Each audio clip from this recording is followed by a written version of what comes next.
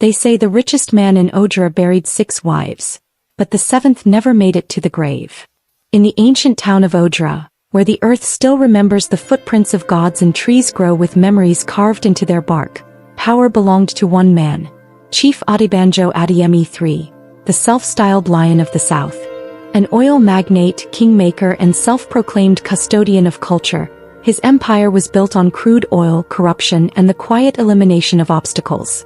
He lived like a king. And like many kings he had wives, 6 to be exact. Beautiful women handpicked from across West Africa, each chosen to fulfill a purpose. One to bear children, one to host his guests, one to represent him in charity, one for diplomacy, one for worship and one simply for pleasure. All 6 are dead. The funerals were grand.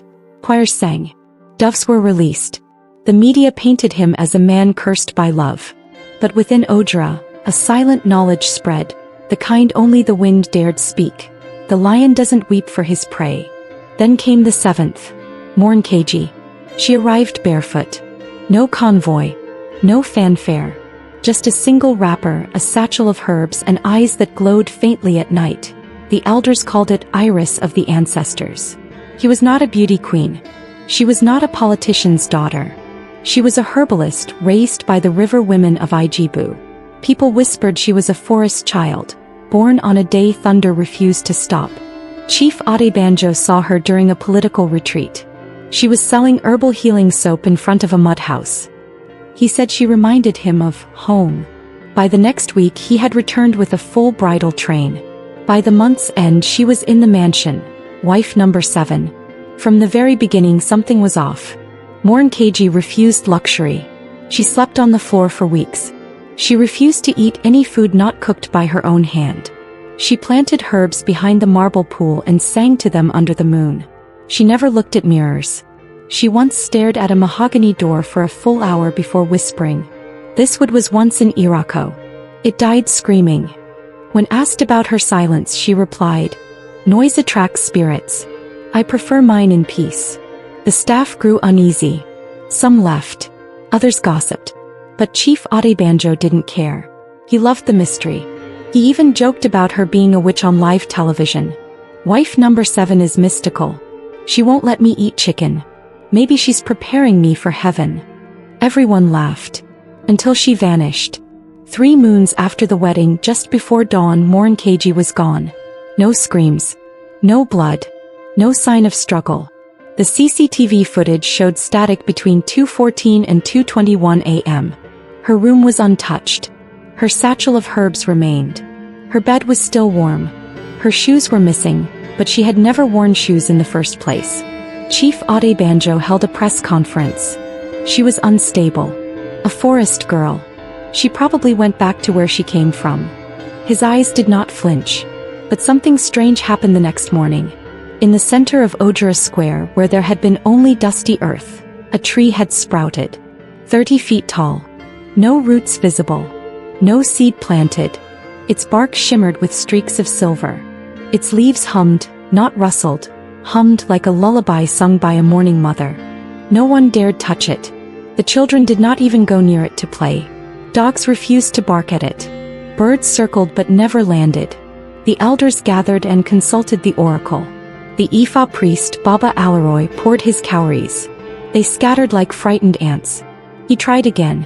This time the calabash cracked. The priest looked up slowly, voice trembling. This is no tree. This is judgment. And judgment has memory. On the 3rd day, Mama Tinuola, Adebanjo's first wife's sister, dared to approach the tree.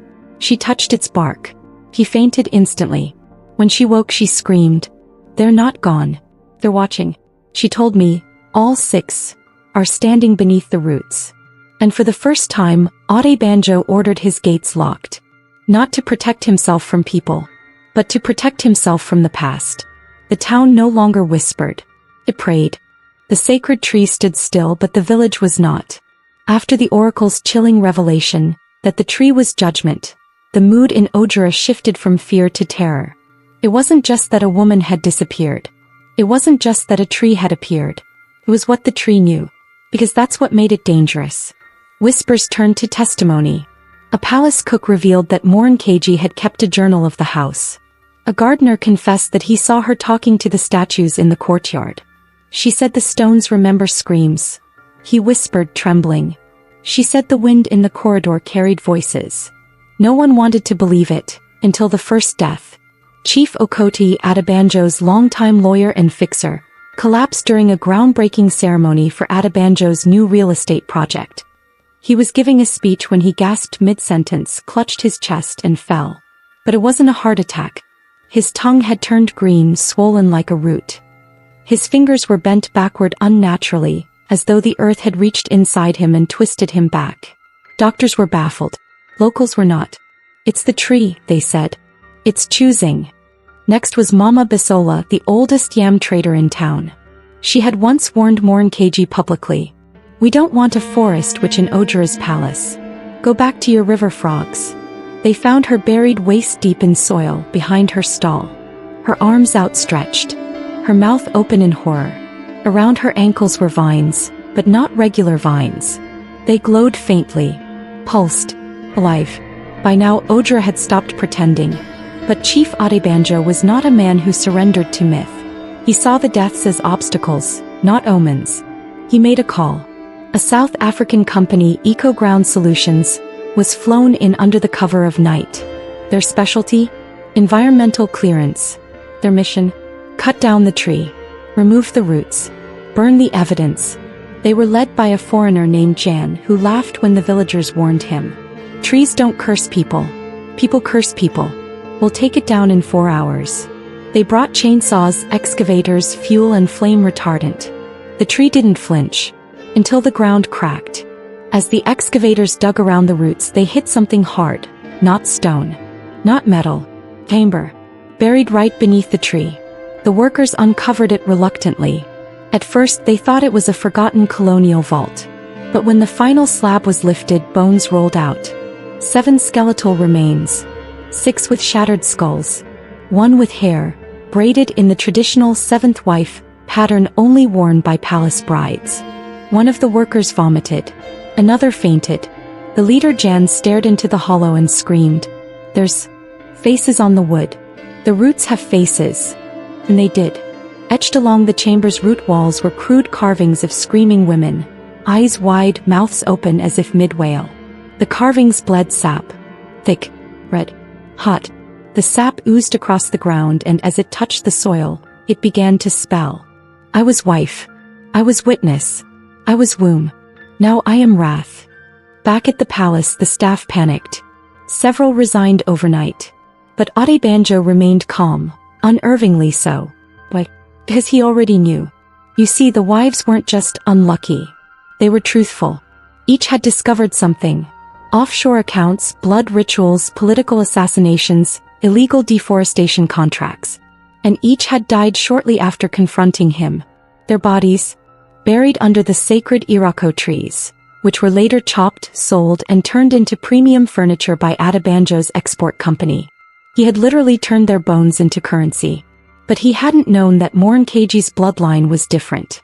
She came from the forest mothers, descendants of ancient priestesses who once served as the voice of the earth. When she vanished, she didn't die. She transformed.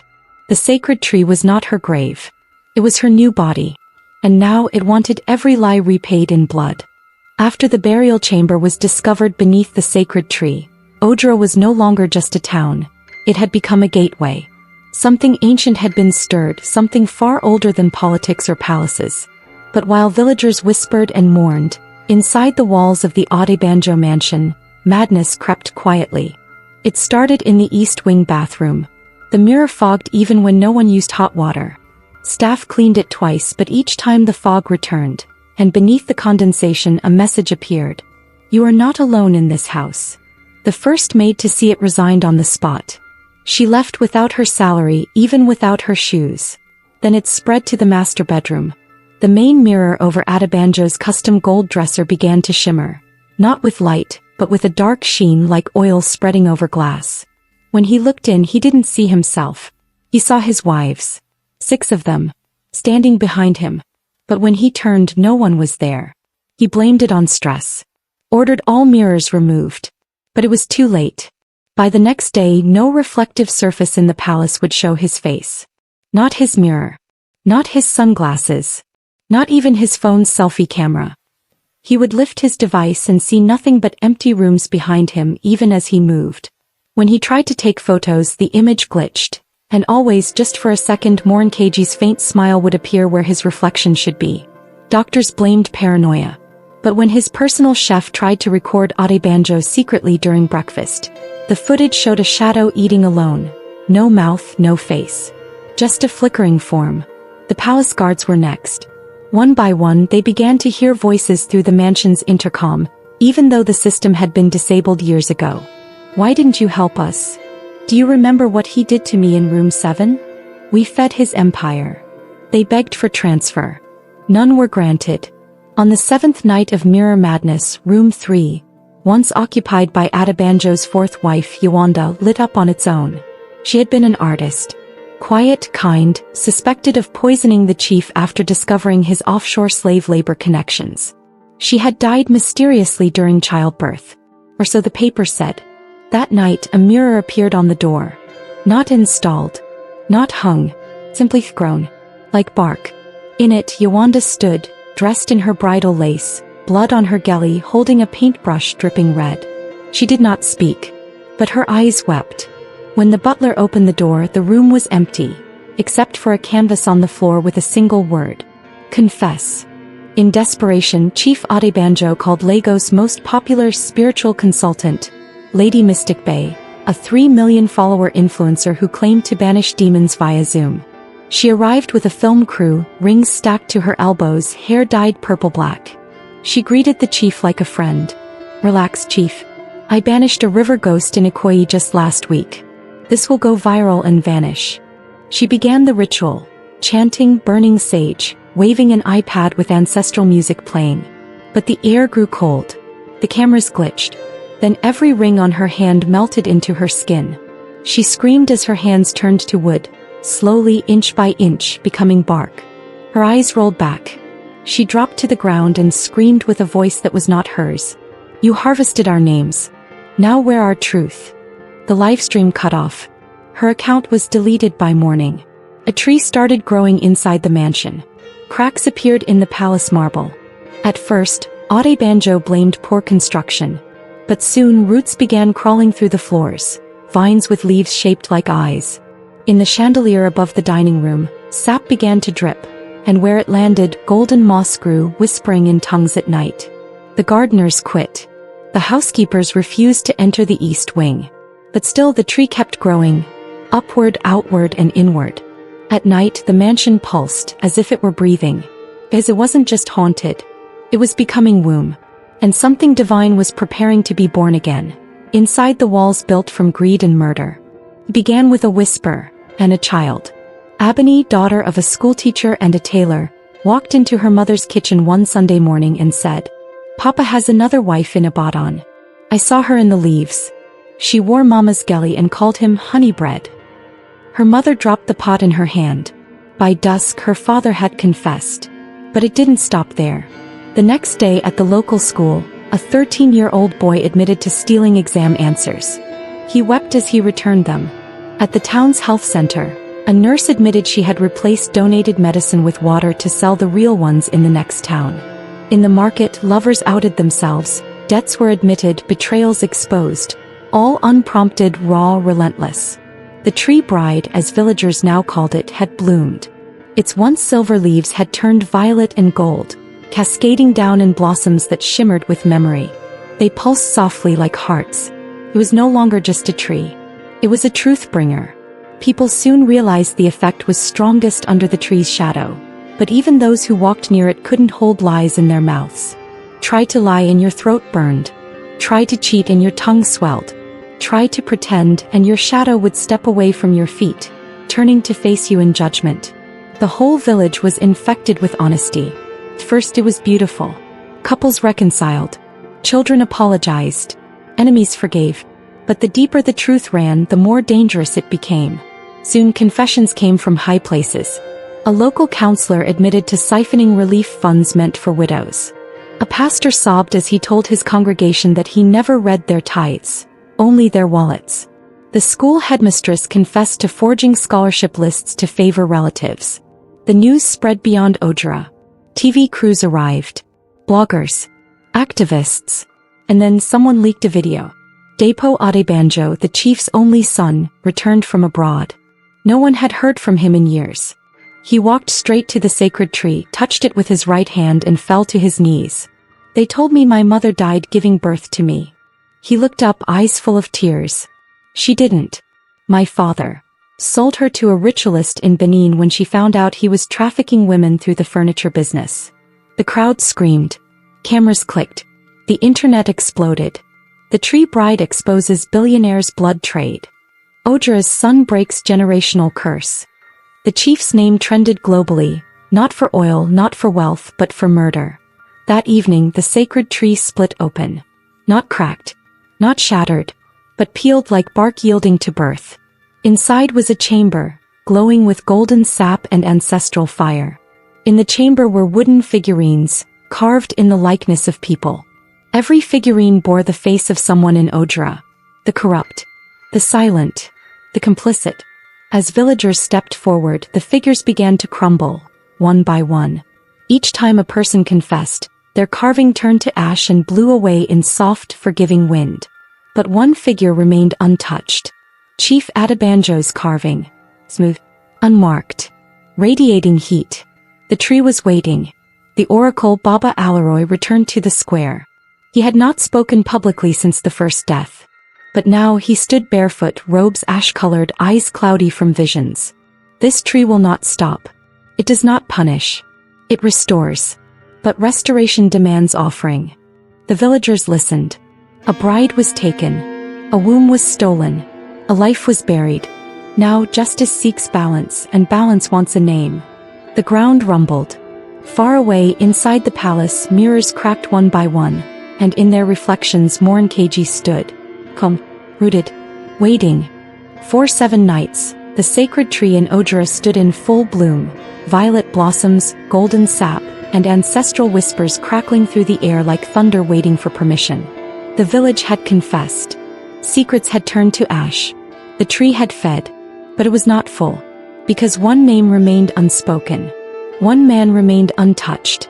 Chief Adebanjo Adeyemi III. The billionaire. The butcher. The builder of empires made of silence and bone. He had not confessed. And now the sky wanted his voice. The stillness before the storm. That night even the birds refused to sing. Even the wind held its breath. Even the palace generator stopped humming. A silence so deep the walls wept moisture. Then at exactly midnight the air cracked. Not thunder. Not lightning. A sound like cloth tearing through the heavens. And then she stepped out. From the glowing hollow in the sacred tree Morinkeji emerged. She did not walk. She glided barefoot, her gown woven of roots and memory, her skin glowing with golden bark, her eyes glowing with the fire of 7 women who had been swallowed and now had become soil. Around her floated ancestral spirits, faceless but powerful, whispering in languages the living had long forgotten. In one hand she held a gourd filled with storm water, water collected from the day she vanished. In the other, a strand of Adebanjo's braided hair, taken from his pillow the night before her disappearance. She walked straight to the palace. The gates opened on their own.